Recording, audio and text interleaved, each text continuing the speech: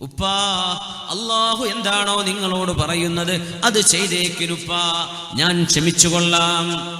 ഫലമ്മാ അസ്ലമാ വതല്ലഹു ലിൽജബീൻ. മിനായിലൂടെ പോകുമ്പോൾ കാണാൻ പറ്റുമെന്ന് മക്കയിൽ ചെന്നാൽ. മിനായിലൂടെ കടന്നു പോകുമ്പോൾ ഇടത് ഭാഗത്തൊരു മലയുടെ മുകളിൽ ഒരു ചെറിയ കൊച്ചു മിനാരം പോലെ അടയാളപ്പെടുത്തിയിട്ടുണ്ട്, അല്ലേ? കണ്ടിട്ടുണ്ടാവും. ഇസ്മായിൽ നബി ഇറക്കം കിടത്തിയ സ്ഥലം. തിരിച്ചു കിടത്തിയപ്പോ വനാദൈനാഹു അയ്യാ ഇബ്രാഹീം, അല്ലാഹു വിളിച്ചു പറഞ്ഞു, ഇബ്രാഹീമേ, ഖദ് സദ്ദഖത റുയാ, നിങ്ങൾക്ക് സ്വപ്നമായി തന്ന ദിവ്യബോധനം നിങ്ങൾ സത്യസന്ധമായി പുലർത്തിയിരിക്കുന്നു. ഇന്നാ കദാലിക നജ്സിൽ മുഹ്സിനീൻ, നല്ല ഒരു ഉപ്പയും നല്ലൊരു മോനുമാണ് നിങ്ങൾ. നിങ്ങൾക്ക് ഞാൻ, അല്ലാഹു പറയുന്നു, നിങ്ങൾക്ക് ഞാൻ ഇഹ്സാൻ പകരമായി നൽകുന്നു, നിങ്ങൾക്ക് ഞാൻ പ്രതിഫലം നൽകുന്നു. വല്ലാത്തൊരു ഭാഗ്യമാണ്. യ ഫൈസാന നസർതാ, യ ഫൈസാന നസർതാ യാ മക്തബ് കി കറാമത് थी, सिखाया किसने इस्माइल को आदाब फर्जंदी. ये फैजान नजर था. ഇതൊരു ദിവ്യ കടാക്ഷമായിരുന്നു, ഇതൊരു ദിവ്യ നോട്ടമായിരുന്നു. യാ മക്തബ് കി കറാമത്തി, അതല്ല ഇസ്മായിൽ നബി പഠിച്ച കൊച്ചു മദ്രസയുടെ കറാമത്താണോ? ആരാണ് ഈ മോന് ഇങ്ങനെ അനുസരണം പഠിപ്പിച്ചത്? സിഖായ കിസ്നെ ഇസ്മായിലുക്കോ ആദാബ് ഫർസന്ദി. ഇഖ്ബാൽ അത്ഭുതപ്പെട്ടുകൊണ്ട് ചോദിക്കുകയാണ്, ഇത് വല്ലാത്തൊരു കറാമത്ത് തന്നെയല്ലേ? ഇസ്മായിൽ പോയ മദ്രസയുടെ എന്ത് മദ്രസ? എവിടെ പോയി? ഇല്ലല്ലോ, മദ്രസയിൽ പോയില്ലല്ലോ. ഇത് അല്ലാഹു തആല നൽകുന്ന ദിവ്യ കടാക്ഷമാണ്. നമ്മളൊക്കെ ദ്വാരക്കണം മക്കളിൽ നിന്ന് ആ ഒരു നന്മയുണ്ടാവാൻ. റബ്ബനാ ഹബ് ലനാ മിൻ അസ്വാജിനാ വദുർരിയാതിനാ ഖുർറത അയുനിൻ വജഅൽനാ ലിൽമുത്തഖീന ഇമാമാ. അല്ലാഹുവേ, എൻ്റെ ഭാര്യയിൽ, എൻ്റെ മക്കളിൽ, അല്ലാഹുവേ, എൻ്റെ സന്തതികളിൽ, എൻ്റെ ഇണയിൽ നീ കൺകുളിർമയെ നൽകണമേ. സജ്ജനങ്ങൾക്ക് മുമ്പിൽ നിൽക്കാൻ പറ്റിയവരായി എന്നെ മാറ്റി നൽകേ, എന്നെ മാറ്റിത്തരയണമേ. എന്താ അതിൻ്റെ അർത്ഥം? സജ്ജനങ്ങൾക്ക് മാതൃകയായി എന്നെ മാറ്റിത്തരണേ. ഇമാം എന്ന് പറഞ്ഞാൽ എന്താ? ഇമാം ഇന്നമാ ജുഇലൽ ഇമാമു ലിയുതമ്മ ബി. ഇമാം ചെയ്യുന്ന പോലെ മഅ്മൂം ചെയ്യാൻ പാടുള്ളൂ, ഇമാമിനെ ഓവർടേക്ക് ചെയ്യാൻ പാടില്ല, അല്ലേ? ഇമാം എന്ത് ചെയ്യുന്നു അതേ ബാക്കിൽ മഅ്മൂം ചെയ്യാൻ പാടുള്ളൂ, അങ്ങനല്ലേ? അപ്പൊ നമ്മൾ മക്കൾക്ക് ഇമാമാവണമെന്ന്, വാപ്പാരൊക്കെ മക്കൾക്ക് ഇമാമിയങ്ങളാണ് എന്ന് പറഞ്ഞാൽ എന്താ? മക്കള് നമ്മളെ കണ്ട് പഠിക്കണം, അപ്പൊ നമ്മളെ നന്നാക്കി തരണേ എന്നാ ചോദിക്കണത്. നമ്മളെ നന്നാവണ്ടേ? വാപ്പ കള്ളുകൂടി വലിയൊക്കെ ഉണ്ട്, മക്കളൊന്നും ചെയ്യരുതെന്നാ വാപ്പാൻ്റെ ദുആ. പറ്റൂല, നമ്മൾ നന്നാവണം. അതാ വല്ലാത്ത അത്ഭുതമുള്ള ദുആയാണത്. എൻ്റെ മക്കളിൽ കൺകുളിർമയെ നൽകണേ. പിന്നെ പറയാ, എൻ്റെ മക്കൾക്ക് ഞാൻ മുമ്പിൽ നിൽക്കാൻ പറ്റിയ ആളാക്കി തരണേ, എന്നെ നന്നാക്കി തരണേ. അപ്പൊ നമ്മൾ നന്നാവും, കുടുംബവും മക്കളൊക്കെ നന്നാവും. ആ ദുആ ദ്വാരക്കാം. ഇന്നത്തെ കാലാണ്. പണ്ടൊക്കെ ഓവുപാലത്തും ഇരിക്കുന്ന കുട്ടികളെ നോക്കിയിട്ട് പറയാൻ പറ്റും ഇത് കച്ചറ കുട്ടികളാണ്. ഇന്ന് അവരെ ഓവുപാലത്തൊന്നും കാണാൻ കിട്ടുന്നില്ല. ഓല് മൊബൈലും പിടിച്ച് കറങ്ങുകയാണ്. എവിടൊക്കെയാ വരുന്നത്, ആരൊക്കെയാ ചങ്ങാതിമാര്, എന്തൊക്കെയാണ് അവരുടെ ലോകം, കുടുതം കിട്ടൂല ആർക്കും. എല്ലാവരും മൊബൈൽ മേലാണ്. ഉസ്താദ്മാർ മൊബൈൽ മേലാണ്, ഖത്തീബ്മാർ മൊബൈൽ മേലാണ്, വേദവരണുള്ള മൊബൈൽ മേലാണ്, മുത്തഅല്ലിമീങ്ങൾ മൊബൈൽ കിതാബിൻ്റെ ഉള്ളിൽ അടിയിൽ വെച്ചിട്ട് കാണുകയാണ്. എന്തൊരു കാലം, യാ അല്ലാഹ്. പിന്നെ സാധാരണക്കാരുടെ കാര്യം പറയണോ? വജഅൽനാ ലിൽമുത്തഖീന ഇമാമാ. അല്ലാഹുവിനോട് ദ്വാരക്കന്നെ, ഉമ്മയും വാപ്പിയിരുന്നിട്ട് ദ്വാരക്കുക, മക്കൾ ദ്വാരക്കുക, നമ്മളൊക്കെ ദുആ ചെയ്യുക. അല്ലാഹു മക്കളിൽ കൺകുളിർമയെ നൽകട്ടെ. തുൽഖ് ഇബ്നു ഹബീബ് റളിയല്ലാഹു അൻഹു ഉമ്മ താഴെ ഇരിക്കുമ്പോൾ മീതെയുള്ള റൂമിലേക്ക് പോകുമായിരുന്നില്ലത്രേ. തുൽഖ് ഇബ്നു ഹബീബ് റഹ്മത്തുള്ളാഹി അലൈഹി. മേലെ റൂമുണ്ട്, ഉമ്മയുടെ റൂമിന്റെ നേരെ മീതെ മകൻ റൂം വെക്കൂല. മകൻ മാറ്, ഉമ്മ എന്റെ താഴെയല്ലേ.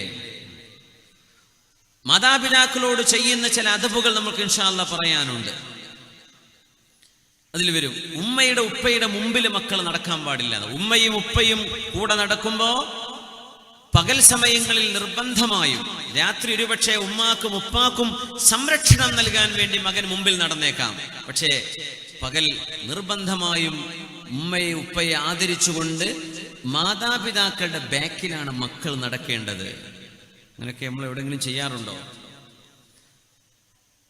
മഹാനായ ഹൈവത്ത് ബിൻ ശുറൈഹ് റളിയല്ലാഹു അൻഹു വഹുവ മിൻ കിബാരിൽ ഉലമാ, അലിമീങ്ങളിലെ പ്രഗൽഭനാണ് മഹാൻ. ജനങ്ങളെ മുതഅല്ലിമീങ്ങളെ ഇൽമു പഠിപ്പിക്കാൻ വേണ്ടി മഹാനായ ഹൈവത്ത് ബിൻ ശുറൈഹ് തങ്ങൾ ഇരിക്കുമ്പോ, ദർസ് നടത്താൻ വേണ്ടി ഇരിക്കുമ്പോ ഉമ്മ വരും, മോനെ ഖും അൽഖി ശഈറ ലിദ്ദജാജ്, ആ കോഴിക്കുഞ്ഞുങ്ങൾക്ക് തീറ്റിട്ട് കൊടുക്കും മോനെ എന്ന് പറയും. ആരോട്? വലിയ ഉസ്താദിനോട്. ഇപ്പൊ നമ്മളോട് ഉസ്താദ് മുദരിസ്മാരുണ്ടോ? ദർസ് നടക്കാന്ന് വിചാരിക്കുക. ആ ഉസ്താദിനോട് ഉസ്താദിന്റെ ഉമ്മ വന്നിട്ട് പറയാം, മുതഅല്ലിമീങ്ങളൊക്കെ മുമ്പിൽ ഇങ്ങനെ ഇരിക്കുമ്പോഴേ, പിന്നെ ആ കോഴികളൊന്നും തുറന്നു വിട്ടിട്ടില്ലല്ലോ, അങ്ങ് പോയിട്ട് കോഴിയെ തുറന്നു വിട്ടാക്കി എന്ന് പറഞ്ഞാൽ എന്താ അവസ്ഥ? മഹാനായ ഹൈവത്ത് ബിൻ ശുറൈഹ് റഹ്മത്തുള്ളാഹി അലൈഹി കിതാബൊക്കെ പൂട്ടി വെച്ചിട്ട് മുതഅല്ലിമീങ്ങളോട് ഇരിക്കട്ടോ, ഉമ്മ പറഞ്ഞത് കേട്ട് വരാം എന്ന് പറഞ്ഞ് കോഴികൾക്ക് ധാന്യമണികൾ ഇട്ട് കൊടുത്തിട്ട് വന്നിരിക്കും. അവിടെ അഹങ്കാരം തോന്നൂല, തോന്നാൻ പാടില്ലല്ലോ. ഇന്ന് ഏറ്റവും വലിയ അപകടം എന്താന്ന് വെച്ചാൽ, മക്കൾക്ക് ഇൽമുണ്ട്, മക്കള് ഭൗതികം പഠിച്ചു, ഒരു എഞ്ചിനീയർമാരാണ്, ഡോക്ടർമാരാണ്. വാപ്പയോ? വാപ്പ 4ാം ക്ലാസ്സും 3ാം ക്ലാസ്സൊക്കെ പഠിച്ചിട്ടുള്ളൂ. അപ്പൊ വാപ്പയെ കോൺവൊക്കേഷന് വിളിക്കും, അല്ലേ? എന്താണ് സന്നദ്ധാനം എന്ന് പറയില്ലേ നമ്മള്?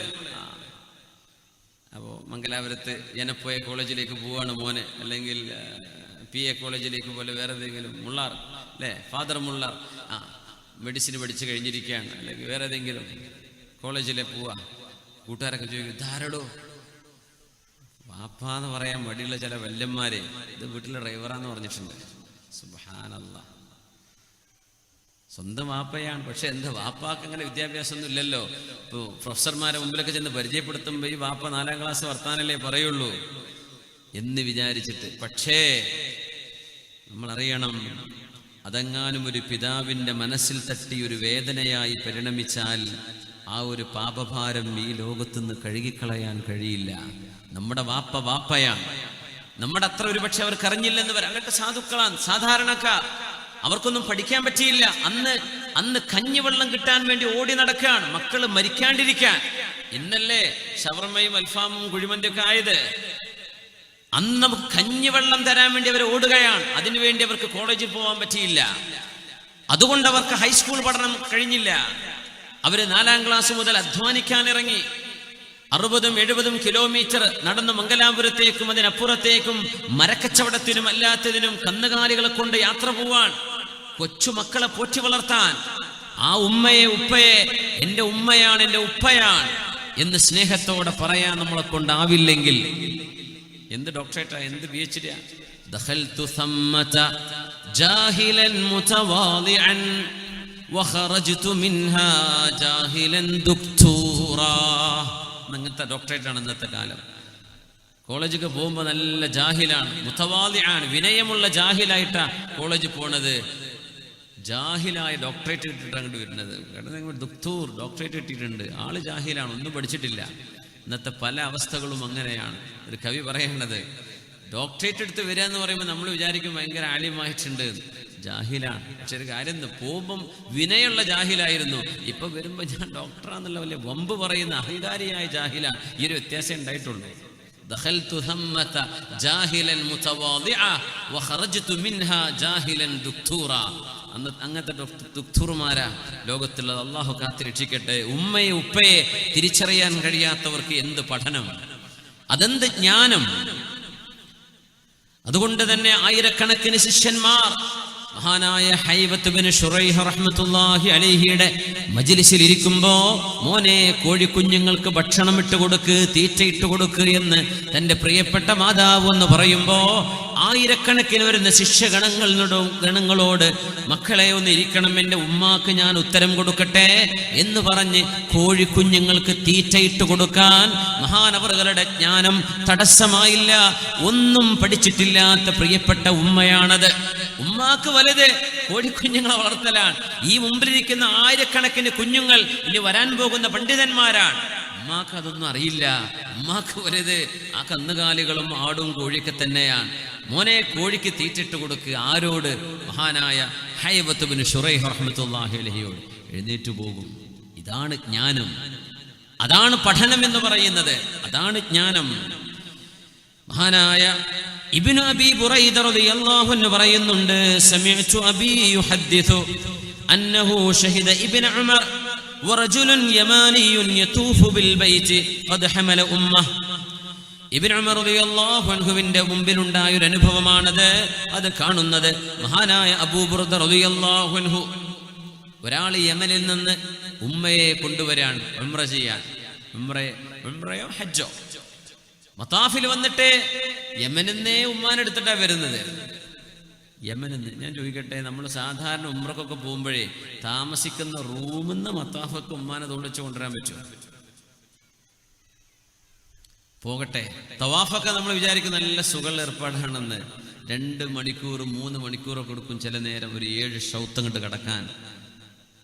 നമ്മൾക്ക് ഒറ്റയ്ക്ക് നടക്കാൻ കഴിയില്ല. ഒരു കുഞ്ഞിനെടുത്ത് നടക്കാൻ നമുക്ക്, ഒരു കുഞ്ഞിന് ഉംറ ഉണ്ടെങ്കിൽ എന്ത് പ്രയാസം തോന്നുന്നുണ്ട്. ഒരു ഉമ്മാക്ക് സ്വന്തം ഉംറ ചെയ്യണം, തവാഫ്, എന്നിട്ട് കുഞ്ഞിന് വേറെ ചെയ്യണം. ഒരു കുഞ്ഞിനെടുത്ത് നമുക്ക് നടക്കാൻ പറ്റുന്നില്ല. ആ സമയത്താണ് യമനിൽ നിന്ന് ഉമ്മയെ തോളിൽ വെച്ച് വന്ന ഒരാൾ തവാഫ് ഉമ്മയെ തോളിൽ വെച്ചിട്ട് ഉമ്മാക്ക് വേണ്ടി ചെയ്യാൻ. അന്ന് ട്രോളിയോ വീൽ ചെയർ ഒന്നുമില്ലല്ലോ. ഉമ്മയെ തോളിൽ വെച്ചിട്ട് സഅയ് ചെയ്യുന്നു. മക്കക്കാരനായ അബ്ദുല്ലാഹി ഇബ്നു ഉമർ റളിയല്ലാഹു അൻഹു അവരെ മുഹാജിറായ സ്വഹാബിയാണ്. തങ്ങളുടെ കാലശേഷം മക്കയിൽ വന്നു. മക്കയിലെ ശുഹദാ എന്ന സ്ഥലത്താണ് ഇബ്നു ഉമർ എന്നവർ അന്ത്യവിശ്രമം കൊള്ളുന്നത്. ആ മഹാൻ എനിക്ക് സിയാറത്ത് ചെയ്യാൻ പറ്റി 2 ആഴ്ച മുമ്പ്. ഇബ്നു ഉമർ റളിയല്ലാഹു അൻഹു അല്ലാഹുവിന്റെ റസൂലിന്റെ സ്വഹാബികളിൽ മുത്തബിഉ സുന്നയായ മഹാൻ. ഞാൻ മരണപ്പെട്ടാൽ എന്റെ ഖബറിന്റെ അടുത്ത് വന്ന് ഖുർആൻ ഓതണമെന്ന് വസിയത്ത് ചെയ്തിരുന്ന ഇബ്നു ഉമർ റളിയല്ലാഹു അൻഹു. ശുഹദാ എന്ന് പറയുന്ന സ്ഥലമുണ്ട് മക്കയിൽ. മാഷാ അല്ലാഹ്, അവിടെ അന്ത്യവിശ്രമം കൊള്ളുകയാണ്. ആ മഹാൻ മക്കയിലുണ്ട്. ഉമ്മയെ തോളിൽ വെച്ച് ഉംറ ചെയ്യാൻ കൊണ്ടുവന്ന യമനിയായ ആള്. യബ്ന ഉമർ അതറാനി ജസൈതുഹാ